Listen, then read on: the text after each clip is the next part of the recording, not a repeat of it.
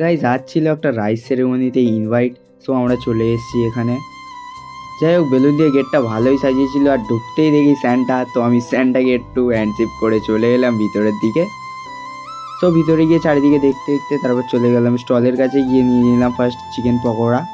So আর স্টলে ছিল coffee, pakora, পাপড়ি chaat, ice cream, পানের স্টল। যাই হোক, আমি তো পান খাই না, তারপর এদিকে চলে এলাম, দেখলাম গান করছে এদিকে একটা সিঙ্গার।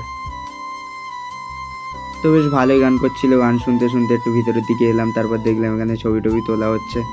তো তারপর ওখানে গিয়ে আমরাও একটু ছবি তুলে নিলাম। তারপর এলাম বাইরের দিকে, এসে দেখি এরা সবাই নাচছে, এদের নাচ দেখে তো আমারও নাচতে ইচ্ছা করছে এদের সাথে। তারপর মেন কোর্সে যাওয়ার সময় গিয়ে দেখি এখানে অলরেডি ব্যাচ বসে গেছে। যাই হোক, ফিল্ডটার ডেকোরেশনটা বেশ ভালো ছিল, তো চারিদিকে ঘুরে টুরে আবার চলে এলাম ছাদের দিকে। আর তারপর সবার সাথে কথা টথা বলে বেরিয়ে পড়লাম বাড়ি যাওয়ার জন্য।